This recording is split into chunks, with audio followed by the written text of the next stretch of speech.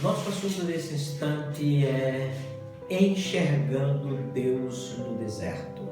Vou repetir, meu irmão, minha irmã. Nosso assunto, o nosso tema neste momento é enxergando Deus no deserto. São inúmeros os nomes que poderíamos dar aqui para que pudesse ficar na sua mente de pessoas que viveram com Deus em momentos desertos. E nós começaríamos vendo o caso de uma mulher despedida de sua casa dentro de uma panorâmica extremamente triste. A Bíblia está nos falando, queridos, da esposa de Abraão, esta que por uma questão de ciúme de Sara, que era Agar, passou então a ser despedida por Abraão. Agora vamos ver este quadro que é tão somente pitoresco.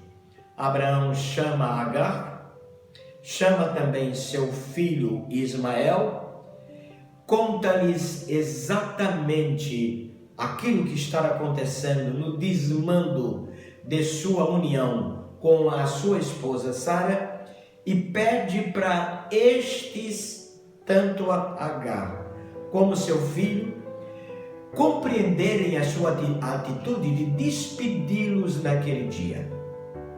Eles então rumam num caminho de tristeza, de incertezas, sem absolutamente calcular o que estaria acontecendo com ambos pelo caminho.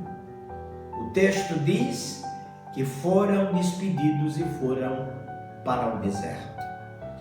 Você já pensou você viver numa vida de esplendor, viver simplesmente no gozo da sua família e quem sabe até no labor de todos os bons costumes e de repente a notícia que você teria que ser despedido e começar então a enfrentar um outro desafio na vida? É bem possível que a partir daí você chegasse a considerar o seguinte: eu estava nas nuvens, ou estava no alcandourado, ou no palácio, ou no lugar mais cômodo, e a partir de agora vou enfrentar o desafio do deserto. No deserto, nós não temos amigos. No deserto, nós não temos comunicação. No deserto, somente os desafios são a proposta de cada instante. E é claro que quando entramos no deserto, logo estamos enfrentando o desafio da adaptação. É ali que nós vamos, de fato, entender o que é sobreviver. É no deserto que nós vamos implacavelmente sermos desafiados nos nossos limites. Tudo estará sendo refeito. Parece que os nossos limites crescem. Parece até que a nossa fé se sublima. E ela, de alguma maneira, alcança o seu ápice. Por quê? Porque quando nós estamos no alcandourado, vivendo nos espaços do nosso comodismo, é fácil rirmos, é fácil abraçarmos os amigos, é fácil dizermos no comodismo que vivemos e até mostrarmos as nossas preferências. Mas quando vamos para o deserto, tudo muda. Até os amigos lá não vão estar. Quando entramos no deserto, as necessidades chegam. Quando entramos no deserto, tudo então vai ser completamente novo no sentido de desafios. E foi assim que Agar e seu filho Ismael passaram a viver os seus primeiros momentos de desafio. Levam um jumento apenas, um pouco de água e alimento, mas a jornada foi extremamente grande. Eles passam a não terem mais o que tinham. E a Bíblia diz que o moço quase desfalecendo, é posto debaixo de uma árvore, para que a sua mãe não pudesse ver o seu último suspiro. No deserto, tudo indica que a morte está rondando ali por perto. No deserto, a sequidão é exatamente uma das maiores garantias. No deserto, o sol é mais causticante. No deserto, é bem possível que não tenhamos como conservar aquilo que temos levado para a nossa provisão. E é assim que Agar e seu filho Ismael encontram-se, vivendo simplesmente a realidade dos desafios do deserto. Mas meu tema é enxergando Deus no deserto. Foi ali que aquela mulher passou pela mais gloriosa experiência de sua vida. Ela ouviu a voz do anjo de Deus, inquirindo-a, perguntando-a: por que te perturbas? Por que choras? Por que lamentas? Que distância tu colocastes o teu filho simplesmente para não vê-lo morrer?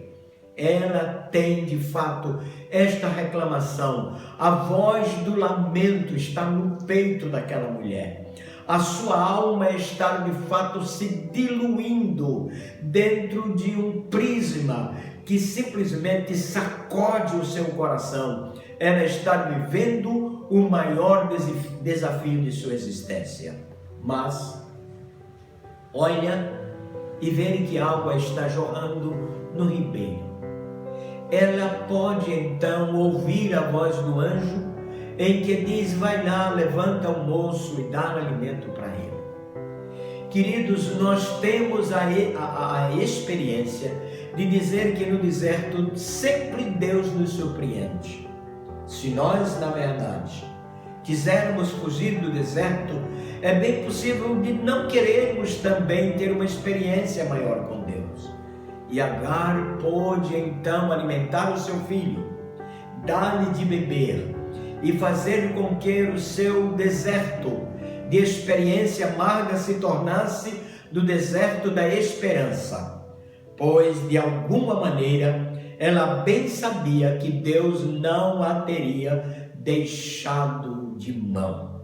Ao léu, Deus estava ali, assim como estava na casa de Abraão, assim como estava nas orações daquele grande companheiro, também poderia estar com ela no caminho do deserto. Às vezes nós pensamos que o deserto simplesmente é aquele do abandono, é aquele que Deus nos esqueceu, é aquele em que não temos resposta, não temos opção, é aquele da opressão e simplesmente da amargura. Mas eu quero dizer para você, meu irmão, que o deserto é lugar de experiências com Deus, é lugar surpreendente, é lugar onde a glória do Senhor haverá de ser inserida no nosso coração, para fazer brilhar na nossa alma as centelhas da glória e da graça preciosa de Deus. Eu poderia também me lembrar do meu querido Jó. Jó viveu uma experiência profundamente dolorosa.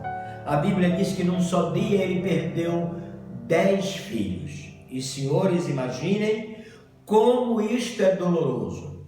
Nós que estamos vivendo a pandemia neste momento, estamos vivendo uma crítica tremenda e os lares abalados, perdendo às vezes 1 a 2 pessoas, com este desafio tremendo que nós estamos vivendo. E imaginem os senhores perder 10 filhos. E o pior é que estes 10 filhos morreram numa festa, morreram vivendo uma alegria, morreram vivendo uma comunicação, vivendo uma satisfação. Como então Jó estaria vendo esta reunião que estaria acontecendo na casa dos seus filhos? Possivelmente sem concordar com o que estava acontecendo, mas também lembrando que os filhos estavam felizes, se banqueteando e assim por diante. Deus fez com que Jó pudesse passar por esta experiência, porque o diabo estava manifestando de fato a sua ira contra a vida daquele grande servo de Deus. Mas Jó não perdeu apenas os filhos, Jó não perdeu apenas a saúde, mas perdeu também o aconchego dos amigos. Imaginem, tantos quantos chegam perto dele o acusam, não estariam prontos para lhe dar uma palavra de animosidade, nem tampouco choraram com o seu sofrimento, mas estavam ali simplesmente alegando que Jó era um culpado e que Deus estaria usando de juízo para com ele. Jó não perdeu apenas isto, mas perdeu a saúde. A Bíblia diz que ele estava coçando-se com cacos de telha. Os senhores imaginem a dor, o sofrimento, a inquietação e também tudo aquilo que estava acontecendo fisicamente com aquele servo de Deus. No entanto, ele diz: eu sei que meu Redentor vive. Sabe o que é que nós estamos dizendo a você? É que a gente enxerga Deus no deserto. O deserto de Jó era tremendo. O seu coração estava borbulhando em dores, em elementos que lhe pressionavam a cada instante. Mas ele não desiste de que Deus está por perto. A linguagem do seu coração não era absolutamente de fracasso, mas é de alguém que olha para Deus, mesmo que ali não estivesse agora a sua mão de socorro, mas ele sabe muito bem que Deus não o deixara na mão, Deus não o desprezara. Pelo contrário, Deus estava ali simplesmente provando ao reino das trevas que Jó não era fiel simplesmente por causa da riqueza, mas Jó era fiel por causa do seu coração, que de fato enxergava a pessoa de Deus como prioridade. Queridos, nós precisamos entender que precisamos enxergar Deus nos nossos desertos. Os nossos desertos são desafiadores, é verdade. No entanto, eles não são maiores do que a misericórdia de Deus. Não existe nenhuma nuvem que não passe, não existe nenhuma chuva que não pare, não existe nenhum deserto que não tenha fim. Todos eles têm uma geografia, todos eles têm um tamanho, mas nada se compara à ação preciosa de Deus nas nossas dificuldades. Mas eu gostaria, por fim, de falar mais sobre outro personagem que enxergou Deus no deserto. Elias passou pelo grande momento em que os profetas de Baal foram envergonhados diante do grande desafio do altar. E a gente pode imaginar aquela cena, homens gritando como que estivessem de fato triunfado. E eles pedem, e eles gritam, e eles suplicam a Baal para que eles respondam. E eles querem provar a Elias que na realidade o Deus deles é vivo e que tem poder e que estaria de fato lhes dando a vitória e trazendo à cabeça deles os louvos. A verdade é que o deserto, queridos, não era absolutamente elemento para nos meter medo. Se Elias está rodeado apenas de opositores que gritam, que elogiam o Deus deles, que são de autoconfiança e de alguma maneira estão colocando os seus gritos como sendo a grande vitória que os coroaria, Elias não está amedrontado com isto. Refaz o altar, louva a Deus e pede ao Senhor que de fato derrame fogo dos céus.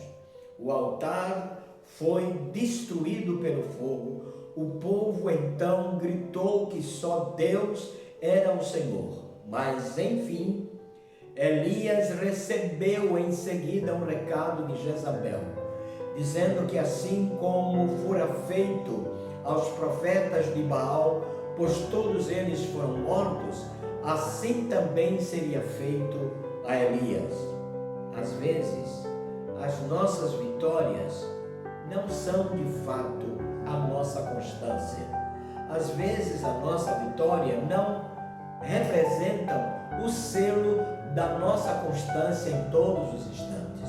E a Bíblia diz que Elias então se refugiou no deserto. Foi alimentado por Deus, teve uma caminhada longa de 40 dias e se refugiou no deserto.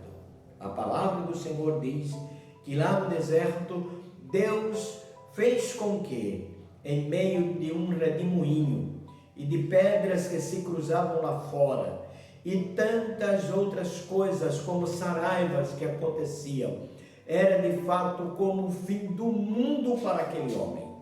Mas ele ouviu a voz do Senhor, que dizia: o que é que você faz aí, dentro de uma caverna? Não lhe basta viver no deserto? Não lhe basta viver no distanciamento daqueles que não se curvaram ante aquilo que Baal lhes oferece como sendo privilégio de adoradores?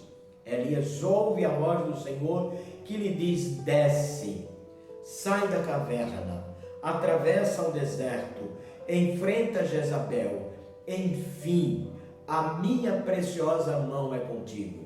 Queridos, precisamos entender que quando os nossos desertos nos atacam, nos rodeiam, e eles são a afronta do nosso coração, precisamos entender que há um Deus nos céus, pronto a responder, a nos ouvir, a nos atender, a colocar-se à nossa disposição como nosso defensor. E eu diria, neste caso, que Elias viu Deus no deserto e voltou para a cidade, enfrentou os perigos que assaz lhe rodeavam, e Deus havia lhe dito lá embaixo, 7.000 que não se curvaram absolutamente àquilo que você pensou quando me disse que estaria só. Deus, queridos, não nos deixa só no deserto. O deserto pode ser grande, mas Deus não nos deixa só no deserto. Por último, nós estamos vivendo o deserto que a igreja enfrenta cada dia. Quando nós olhamos para o passado, a igreja foi extremamente perseguida. Ela muitas vezes foi para o deserto para sobreviver. Quantos dos nossos queridos irmãos foram perseguidos por Saulo de Tarso e tantos outros que recebiam ordens para fazer com que a igreja fosse simplesmente dissolvida, ela desaparecesse, não tivesse voz, não fosse ouvida, o evangelho não fosse proclamado absolutamente por ninguém. E isto levou a igreja muitas vezes a se refugiar das casas, ir para o deserto, ser de alguma maneira colocada longe da sociedade.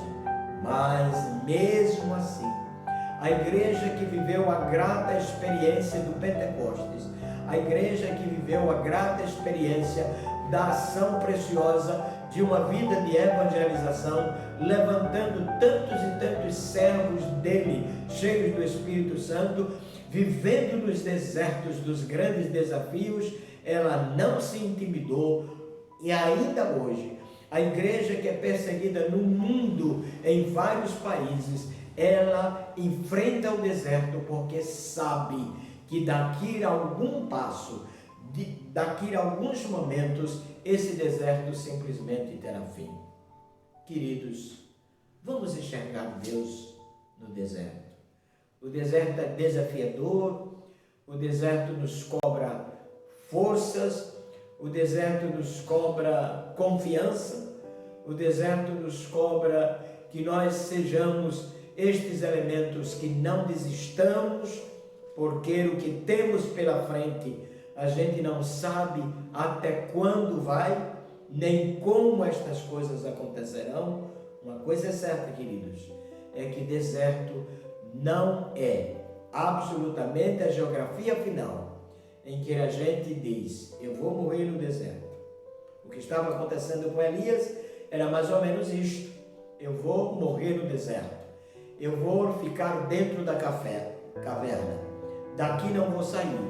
Mas Deus coloca-nos cada dia a sua preciosa mão como elemento da sua disposição em dizer para a gente: o deserto não é o lugar da tua prisão, o deserto não é o lugar da tua experiência final. Aliás, é o deserto que vai lhe ensinar como Deus de fato age. Que Ele nos abençoe, que Ele nos ajude e que você lembre de uma coisa: a gente ainda pode enxergar Deus no